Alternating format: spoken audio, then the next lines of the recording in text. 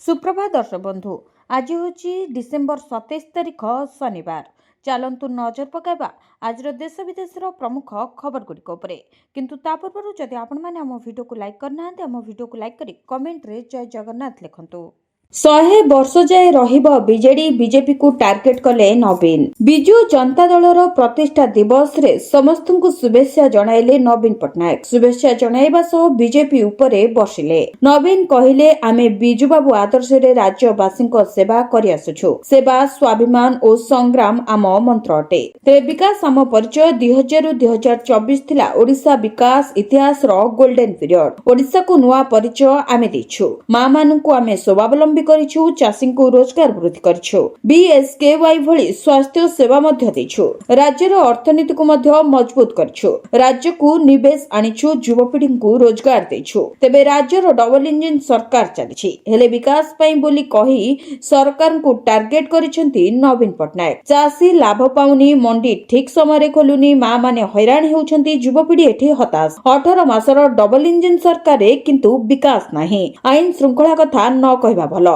महिला मानक उपरे अत्याचार बढ़ी चली। नाबालिका भी राज्य में सुरक्षित नुहंती। किछि लोक आम विषय रे अपप्रचार करुछंती। बिजु जनता दल भांगीजिवो बोली अपप्रचार करुथबा सुनिबाकु मिलुछि। मु निश्चित करुछि जे बिजु जनता दल रहिछि एवं आगामी 100 वर्ष जाए लोकंक सह रहइबो बोली बीजेडी मुखिया नवीन पट्टनायक कहछंती। ओडिसा रे भत्ता टंका को नै आसला बड़ खबर। राज्यर भत्ता हिताधिकारी मानकर 3000 टंका वृद्धि। राज्य सरकार घोषणा अनुଯାयी आसंता 10 तारिख रु भत्ता राशि 3000 टंका वृद्धि करा जाउछि। एई भत्ता वृद्धि परे वृद्धा, विधवा, दिव्यांग एवं अन्यान्य भत्ता हिताधिकारी माने पूर्व अपेक्षा अधिक सहायता राशि पाई परिबे। सरकार कहचंती देश रे बढ़ुतबा समस्त सामग्री रो महंगा को लक्ष्य रे रखी हिताधिकारी जीवन यापन को सहज एवं सरल करबा पई एही निष्पत्ति निया जायछि। तबे वृद्धि पाइथिबा टंका डीबीटी माध्यम रे समस्त हिताधिकारी अकाउंट को जिवो। तबे देखंतु सरकार वृद्धि टंका को नहीं कौन कहते।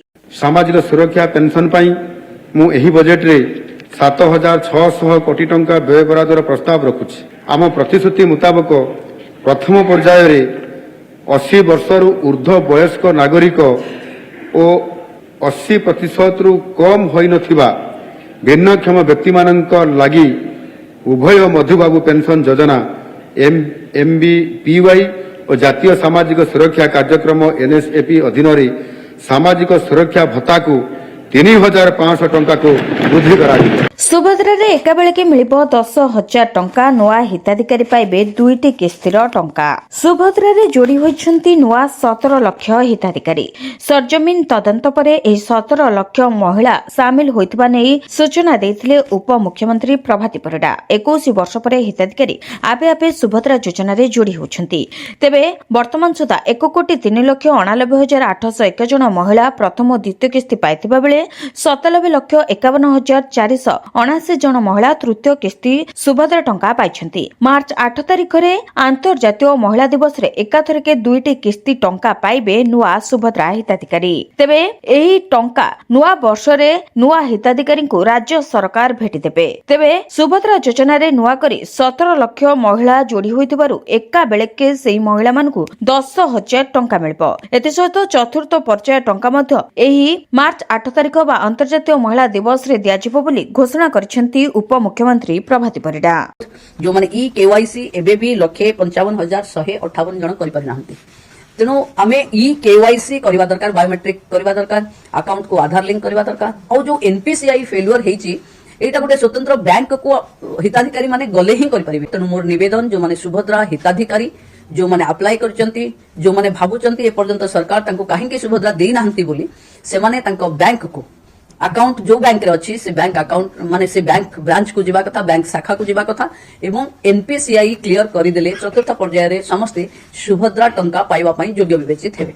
मुख्यमंत्री बस सेवारे स्कूल पिलांको पई मागणा सेवा ड्रॉप आउट संख्या रोकिबाको पदक्षेप। मुख्यमंत्री बस सेवारे स्कूल पिलांको पई मागणा सेवा ड्रॉप आउट संख्या रोकिबाको पदक्षेप नियाଯାଇଛି। अधिक स्कूल को यातायात बढ़ाइबाको नुआ रूट प्रस्तुत करिबो ओएसआरटीसी। 50% रिहाती बदଳରେ मुख्यमंत्री बस सेवा योजना अधीन रे छात्र छात्री मानक पई मागणा बस यात्रार व्यवस्था कराजिबो। तेबे समस्त स्कूल छात्र छात्रींको पई एक वैध छात्र परिचय पत्र उपस्थापन କରିବ କିମ୍ବା ସ୍କୁଲ ୟୁନିଫର୍ମ ପିନ୍ଧିବା ଉପରେ ଇଲେକ୍ଟ୍ରୋନିକ୍ ଟିକେଟ୍ ଇସ୍ୟୁ ମେସିନ୍ରେ ଏକ ଶୂନ୍ୟ ଟିକେଟ୍ ଜେନେରେଟ୍ କରାଯିବ।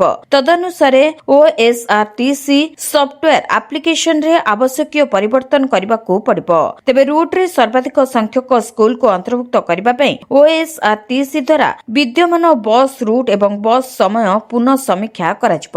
ଏଣିକି ପିଏମ୍ କିଷାନ ଯୋଜନାରେ ଚାଷୀଙ୍କୁ ବାର୍ଷିକ 6,000 ନୁହେଁ ମିଳିବ ଏତେ ହଜାର ଟଙ୍କା। ଜାଣନ୍ତୁ ସମ୍ପୂର୍ଣ୍ଣ ଖବର। ଚାଷୀଙ୍କ ପାଇଁ ବଡ଼ ଖବର। ପ୍ରଧାନମନ୍ତ୍ରୀ କିଷାନ ସମ୍ମାନ ନିଧି ଯୋଜନାରେ ଆର୍ଥିକ ରାଶି ବୃଦ୍ଧି କରିବାକୁ ଯାଉଛନ୍ତି କେନ୍ଦ୍ର ସରକାର, ଯାହା ଚାଷୀଙ୍କ ଆର୍ଥିକ ସ୍ଥିତି ମଜବୁତ ହେବ।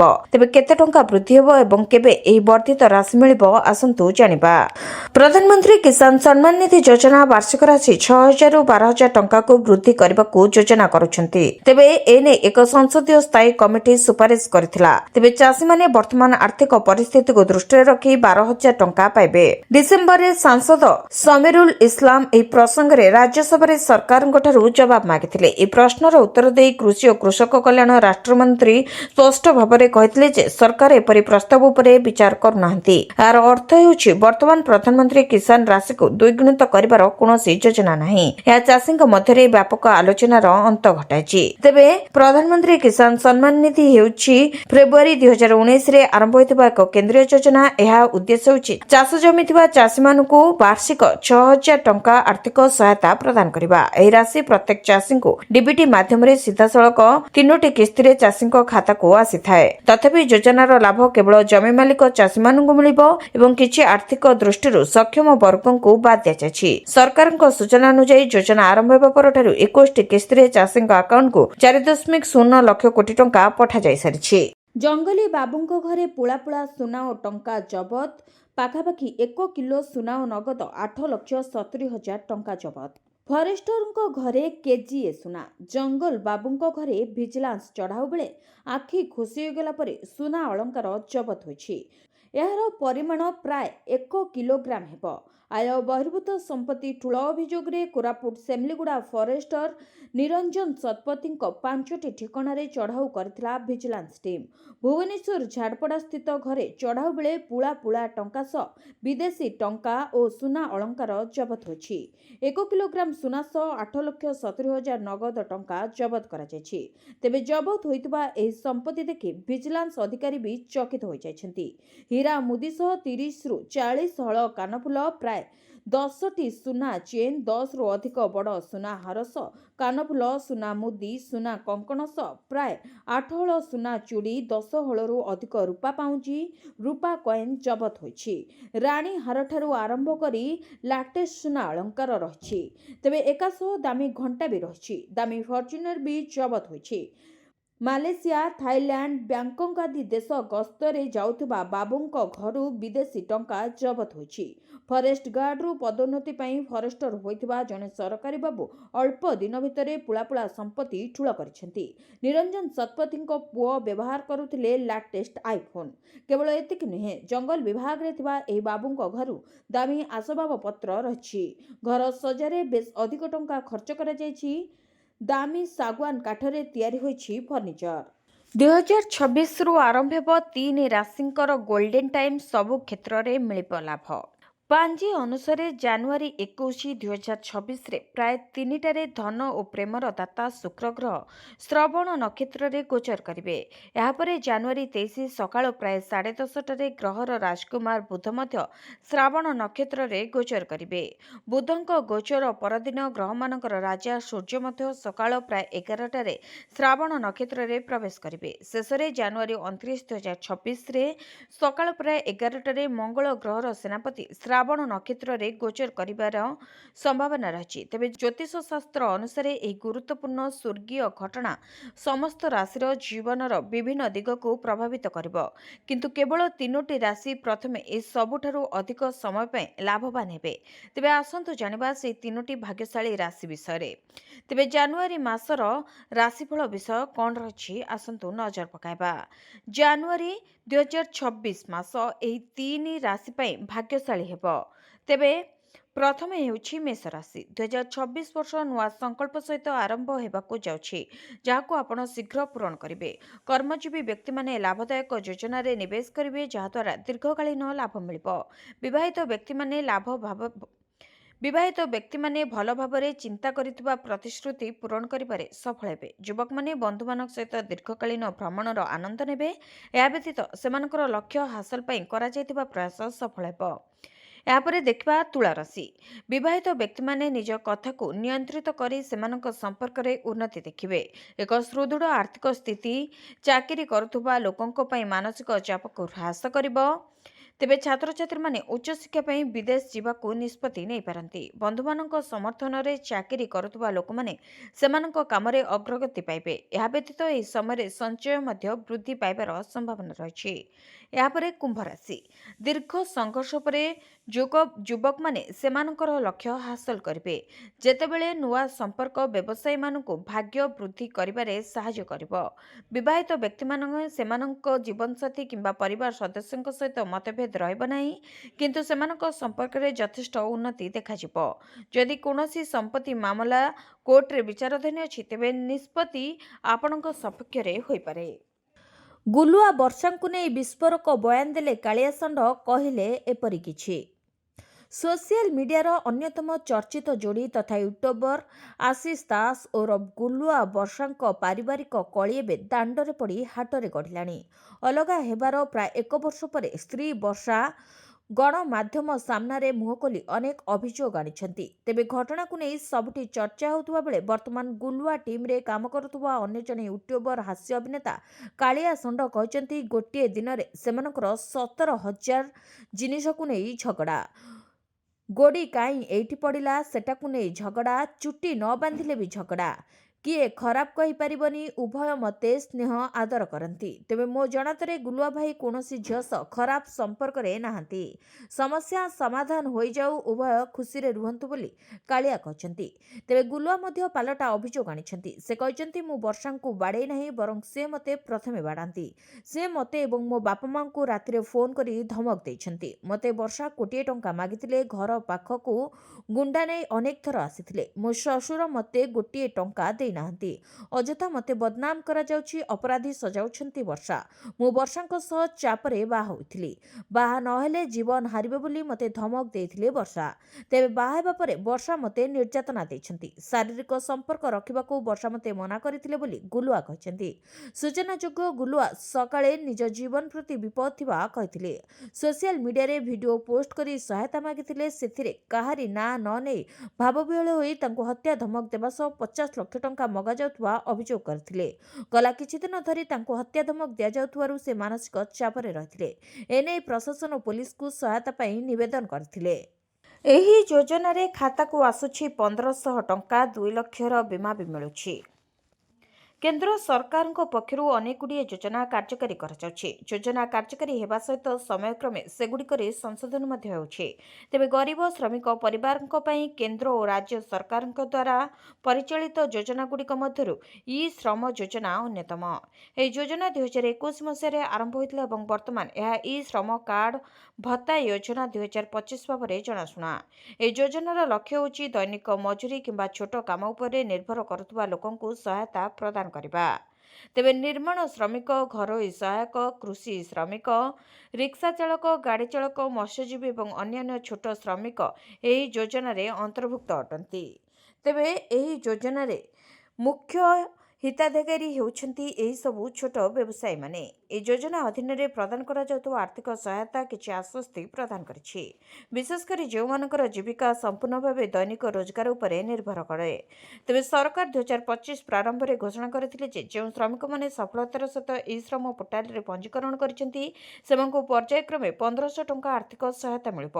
ଏହି ରାଶିକୁ ପ୍ରତ୍ୟକ୍ଷ ଲାଭ ସ୍ଥାନାନ୍ତରଣ ମାଧ୍ୟମରେ ସେମାନଙ୍କ ବ୍ୟାଙ୍କ ଆକାଉଣ୍ଟକୁ ସ୍ଥାନାନ୍ତର କରାଯାଉଛି।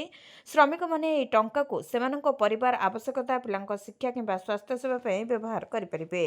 ତେବେ ଏହି ରାଶି ଅନେକ ରାଜ୍ୟରେ ପହଞ୍ଚିବା ଆରମ୍ଭ ହୋଇଛି ଏବଂ ଅନ୍ୟ ରାଜ୍ୟରେ ଦେୟ ପ୍ରକ୍ରିୟା ଜାରି ରହିଛି। ଯେଉଁମାନେ ଏପର୍ଯ୍ୟନ୍ତ ଟଙ୍କା ପାଇନାହାନ୍ତି, ସେମାନେ ସହଜରେ ସେମାନଙ୍କର ପଞ୍ଜୀକରଣ ସ୍ଥିତି ଓ ଦେୟ ସ୍ଥିତି ଅନଲାଇନରେ ଯାଞ୍ଚ କରିପାରିବେ। ସରକାର ଏଥିପାଇଁ ଏକ ୱେବସାଇଟ୍ ଓ ମୋବାଇଲ ଆପ୍ଲିକେସନ ମଧ୍ୟ ପ୍ରଦାନ କରିଛନ୍ତି। ପୁଣି ଭଦ୍ରକ ଚାନ୍ଦବାଲିରେ ଲଜ୍ଜା ଘରେ ପଶି ଯୁବତୀଙ୍କୁ ଦୁଷ୍କର୍ମ ଅଭିଯୋଗ। ଭଦ୍ରକ ଜିଲ୍ଲା ଚାନ୍ଦବାଲି ଥାନା ଅଞ୍ଚଳର ନାବାଳିକା ଛାତ୍ରୀଙ୍କୁ ଦୁଷ୍କର୍ମ ଓ ହତ୍ୟା ଘଟଣାକୁ ନେଇ ଆଲୋଡ଼ନ ସୃଷ୍ଟି ହୋଇଥିବା ବେଳେ ସେହି ଅଞ୍ଚଳରୁ ଆଉ ଏକ ଦୁଷ୍କର୍ମ ଘଟଣା ସାମ୍ନାକୁ ଆସିଛି। ଚାନ୍ଦବାଲି ବ୍ଲକ ଧାମରା ଥାନା ଅଞ୍ଚଳର ଜଣେ ଯୁବତୀଙ୍କୁ ପଡ଼ୋଶୀ ଘରର ଯୁବକ ଦୁଷ୍କର୍ମ କରିଥିବା ଅଭିଯୋଗ ହୋଇଛି।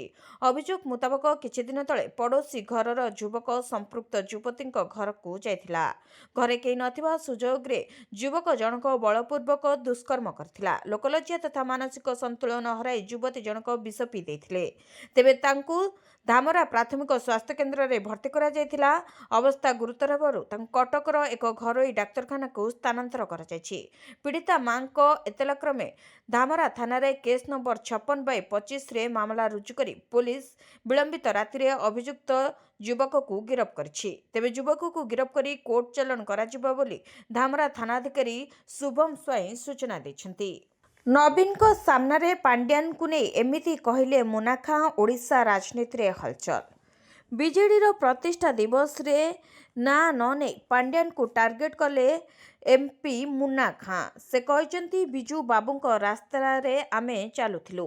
ନବୀନ ବାବୁ ଆସିବା ପରେ ଟିକେ ପରିବର୍ତ୍ତନ କଲେ। ବିଜୁ ବାବୁ କହୁଥିଲେ ଯେଉଁ ଅଫିସର କାମ କରୁନି ତାଙ୍କୁ ଚାପଡ଼ା ମାର, କିନ୍ତୁ ଆମ ନେତା ନବୀନ ଆମକୁ ଶାନ୍ତି ଶୃଙ୍ଖଳାର ପାଠ ପଢ଼ାଇଲେ। ମୁଁ ନବୀନଙ୍କୁ କହିସାରିଛି, ବର୍ତ୍ତମାନ ଆମେ ବିଜୁ ବାବୁ ଫର୍ମୁଲା ଆପଣେଇବୁ। ଏହି ଦୁଇ ମୁଣ୍ଡିଆମାନଙ୍କୁ ଆମେ ଛାଡ଼ିବୁ ନାହିଁ। ଦୁଇ ମୁଣ୍ଡିଆ ଦୁଇପଟେ ଚାଲାକି ଦେଖାଇଲେ ଆଉ ଚଳିବ ନାହିଁ।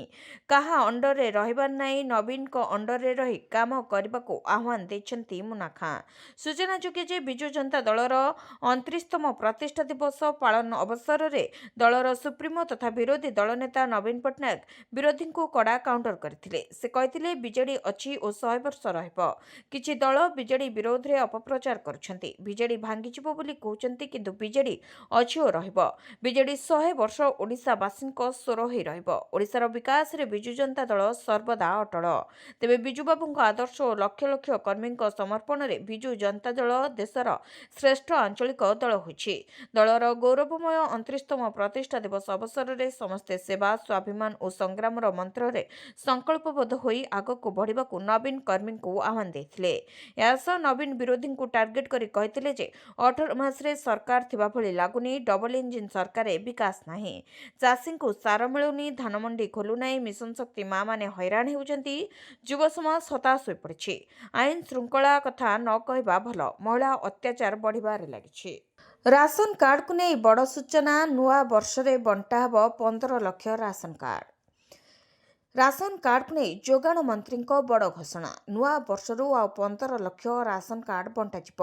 କେହି ବି ଗରିବ ବିନା ରାସନ କାର୍ଡରେ ରହିବେ ନାହିଁ। ମନ୍ତ୍ରୀ କହିଛନ୍ତି, ରାଜ୍ୟ ସରକାରଙ୍କ ପାଖରେ ରାସନ କାର୍ଡର ଅଭାବ ନାହିଁ। ଏଯାଏଁ ସାରା ରାଜ୍ୟରେ 6,39,000 କାର୍ଡ ବଣ୍ଟା ସରିଛି।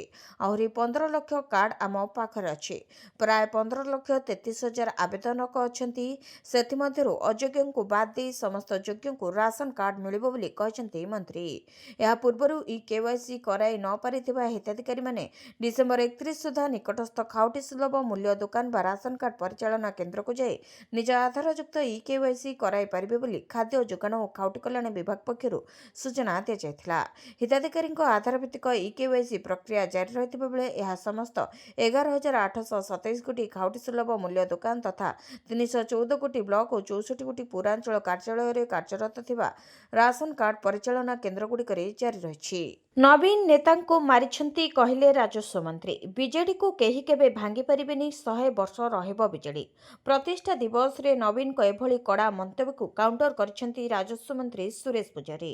ମନ୍ତ୍ରୀ କହିଛନ୍ତି, ନବୀନଙ୍କୁ ବିତର୍କ ପାଇଁ ଆହ୍ୱାନ ଦେଉଛୁ। ଆଇନ ଶୃଙ୍ଖଳା କଥା କହୁଛନ୍ତି, ଯଦି ଗୃହରେ ମୁଲତବୀ ପ୍ରସ୍ତାବ ଆଣନ୍ତୁ।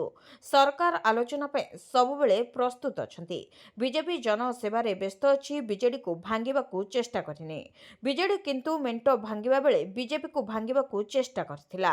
କ୍ଷମତା ଯିବା ପରେ ତାଙ୍କର ଅନେକ ନେତା ବିଜେପି ଯୋଗରେ ଯୋଗ ଦେଇଛନ୍ତି। ତେବେ ଏବେ ବି ଅନେକ ନେତା ବିଜେପି ଯୋଗାଯୋଗରେ ଅଛନ୍ତି। ବିଜେଡି ନେତାଙ୍କୁ ରଖିପାରୁନି ବୋଲି ରାଜସ୍ୱ ମନ୍ତ୍ରୀ ସୁରେଶ ପୂଜାରୀ କହିଛନ୍ତି। ଏହା ସହିତ ସୁରେଶ ବିଜେଡି ଉପରେ ବର୍ଷିଛନ୍ତି ଏବଂ କହିଛନ୍ତି ଯେ କ୍ଷମତା ହେଉଛି ଫେଭିକଲ୍, ଯାହା ଚାଲିଗଲେ ସବୁ ଭାଙ୍ଗିଯାଏ। ନବୀନ ସବୁବେଳେ ନେତାଙ୍କୁ ମାରିଛନ୍ତି, କେବେ କାହାକୁ ତିଆରି କରିନାହାନ୍ତି। ଜାନୁଆରୀ 10 ସୁଦ୍ଧା ସବୁ ଜିଲ୍ଲାରେ ଧାନ କିଣା ସମୀକ୍ଷା କଲେ ମୁଖ୍ୟମନ୍ତ୍ରୀ। ଜାନୁଆରୀ 10 ତାରିଖ ସୁଦ୍ଧା ସବୁ ଜିଲ୍ଲାରେ ଆରମ୍ଭ ହେବ ଧାନ କିଣା ପ୍ରକ୍ରିୟା। ରାଜ୍ୟରେ ଧାନ କିଣା ପ୍ରକ୍ରିୟା ସମୀକ୍ଷା କରି ମୁଖ୍ୟମନ୍ତ୍ରୀ ମୋହନ ଚରଣ ମାଝୀ ଏହି ସୂଚନା ଦେଇଛନ୍ତି। ଧାନ କିଣା ପ୍ରକ୍ରିୟାରେ ସମ୍ପୂର୍ଣ୍ଣ ସ୍ୱଚ୍ଛତା ସୁନିଶ୍ଚିତ କରିବା ପାଇଁ ନିର୍ଦ୍ଦେଶ ଦେଇଛନ୍ତି ମୁଖ୍ୟମନ୍ତ୍ରୀ।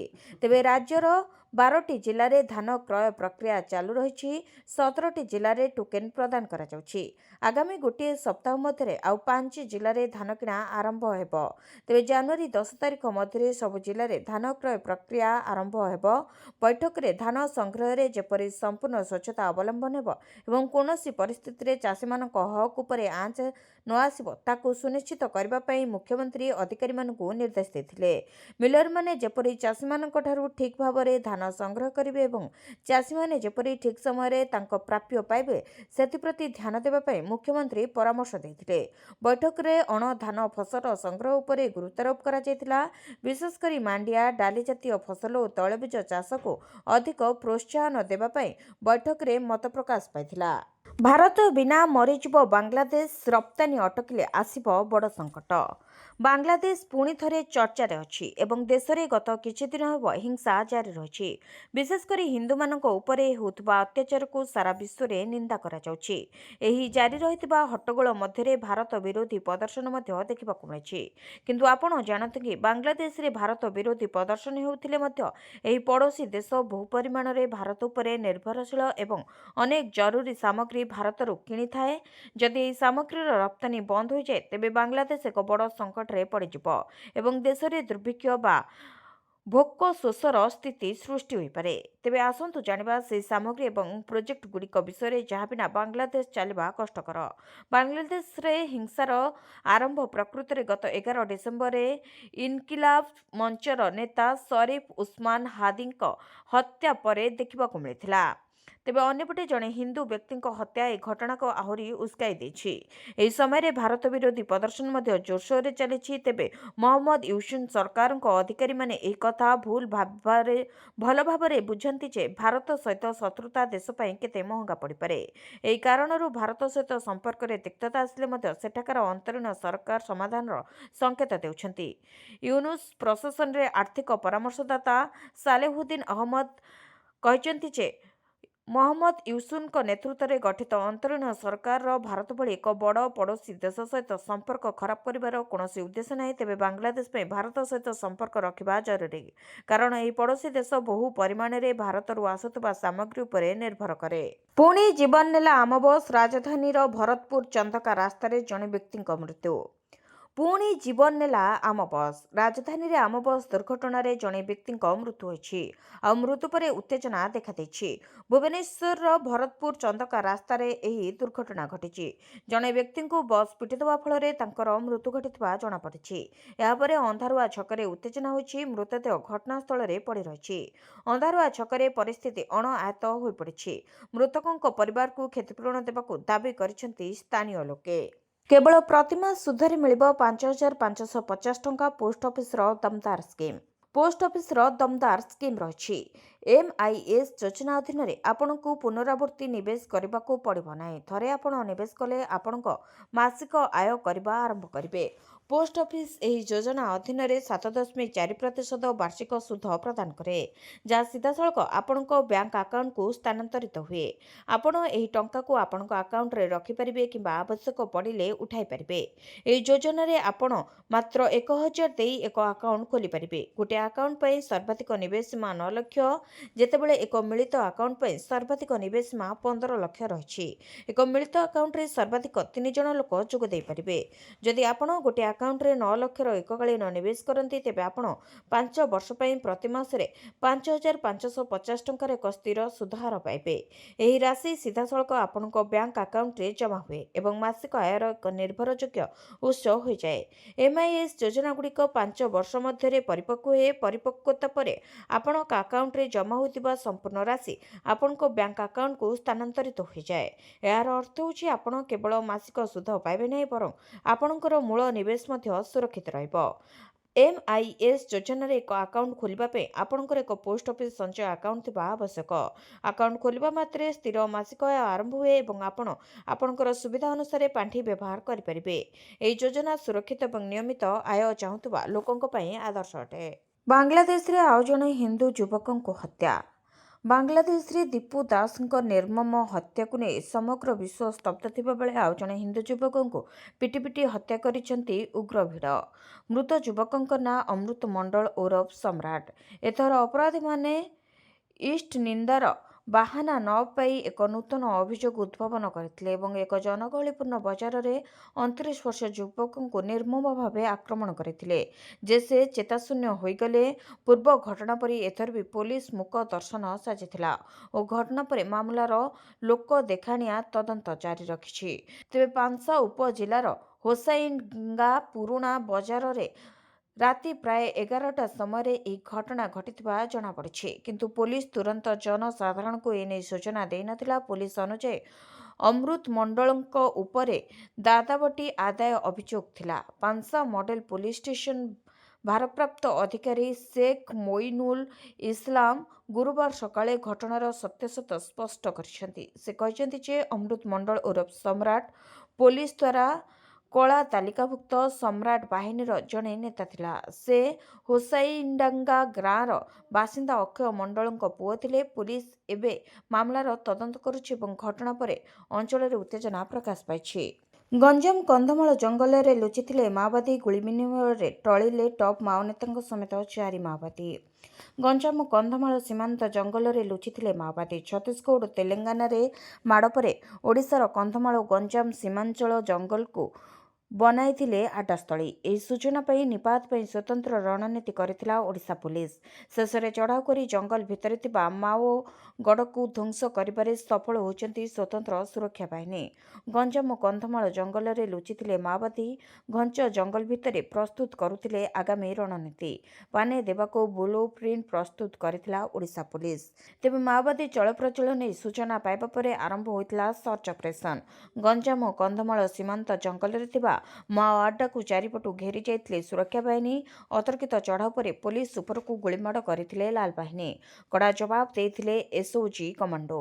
ପୋଲିସ ଗୁଳିରେ ଟଳି ପଡ଼ିଲେ ଟପ୍ ମାଓ ନେତା ଗଣେଶ ଉଇକେଙ୍କ ସମେତ 4 ଜଣ ମାଓ ନେତା। ଛତିଶଗଡ଼ର ଜୋରଦାର ପ୍ରହାର ପରେ ଓଡ଼ିଶା ମୁହାଁ ହୋଇଥିଲେ ଏହି ମାଓବାଦୀ। ନୂଆପଡ଼ା ଦେଇ କନ୍ଧମାଳ ଗଞ୍ଜାମ ସୀମାନ୍ତ ପାହାଡ଼ିଆ ଜଙ୍ଗଲରେ ଲୁଚି ରହିଥିଲେ। ଏପଟେ ଓଡ଼ିଶାରେ ଥିବା ମାଓବାଦୀ ବି ଶେଷ ପ୍ରଶ୍ୱାସ ନେଇଥିଲା। ଟପ୍ ମାଓ ନେତା ଗଣେଶ ଉଇକେ ନେତୃତ୍ୱରେ ଜଙ୍ଗଲରେ ଆଗାମୀ ରଣନୀତି କରୁଥିଲେ। ତେବେ 69 ବର୍ଷୀୟ ଗଣେଶର ମୁଣ୍ଡ ଉପରେ ଥିଲା 1 କୋଟି 10 ଲକ୍ଷର ପୁରସ୍କାର। ଓଡ଼ିଶା, ଛତିଶଗଡ଼, ଆନ୍ଧ୍ରପ୍ରଦେଶ ଜଙ୍ଗଲରେ ଥିଲା ସକ୍ରିୟ।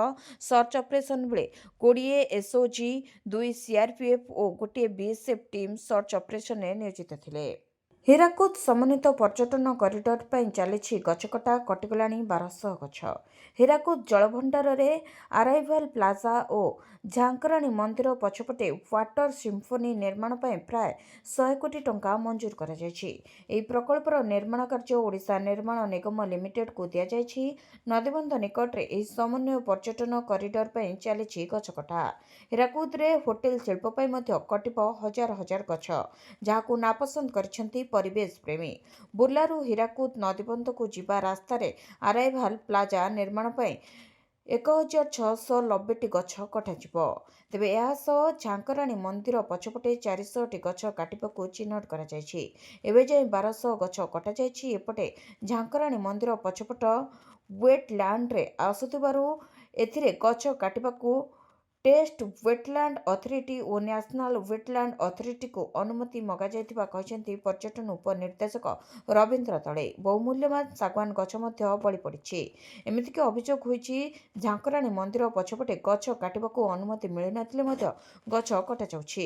ପରିବେଶ ପ୍ରେମୀଙ୍କ କହିବା କଥା ଯେ ଯେତେ ସ୍ଥାନରେ ଆରାଇଭେଲ ପ୍ଲାଜା ନିର୍ମାଣ ହେବ ତାଠୁ ଅଧିକ ଗଛ କଟାଯାଉଛି। କିଛି ସ୍ଥାନରେ ଗଛ ରହିଲେ ମଧ୍ୟ ନିର୍ମାଣ କାର୍ଯ୍ୟ ହୋଇପାରିବ, କିନ୍ତୁ ସେଠାରେ ମଧ୍ୟ ଗଛ କଟାଯାଉଥିବା ଅଭିଯୋଗ ହୋଇଛି। ବିନା ସୁଧରେ 20 ଲକ୍ଷ ପର୍ଯ୍ୟନ୍ତ ଲୋନ୍ ଦେବେ ସରକାର। ଯଦି ଆପଣ ଜଣେ ଉଦ୍ୟୋଗୀ କିନ୍ତୁ ଟଙ୍କା ଅଭାବରୁ ଆପଣଙ୍କ ବ୍ୟବସାୟକୁ ବୃଦ୍ଧି କରିପାରୁନାହାନ୍ତି, ତାହେଲେ ଚିନ୍ତା କରନ୍ତୁ ନାହିଁ। ଆପଣ ଋଣ ପାଇପାରୁନଥିଲେ ପ୍ରଧାନମନ୍ତ୍ରୀ ମୁଦ୍ରା ଯୋଜନା ଆପଣଙ୍କୁ ସାହାଯ୍ୟ କରିବ। ଏହା ଭାରତ ସରକାରଙ୍କର ଏପରି ଏକ ଯୋଜନା ଯାହା ମାଧ୍ୟମରେ ଛୋଟ ବ୍ୟବସାୟୀମାନଙ୍କୁ ଋଣ ଦିଆଯାଏ। ପିଏମ୍ ମୁଦ୍ରା ଯୋଜନା ହେଉଛି ଏକ ପ୍ରକାରର ଏନ୍ବିଏଫ୍ସି ଯୋଜନା। ଏହା ବ୍ୟାଙ୍କ, ଏମ୍ଏଫ୍ଆଇ, କ୍ଷୁଦ୍ର ଆର୍ଥିକ ବ୍ୟାଙ୍କ ଏବଂ ଅନ୍ୟାନ୍ୟ ଏନ୍ବିଏଫ୍ସି ଗୁଡ଼ିକୁ ପାଣ୍ଠି ପ୍ରଦାନ କରେ, ଯେଉଁମାନେ ଛୋଟ ବ୍ୟବସାୟୀଙ୍କୁ ଋଣ ପ୍ରଦାନ କରନ୍ତି।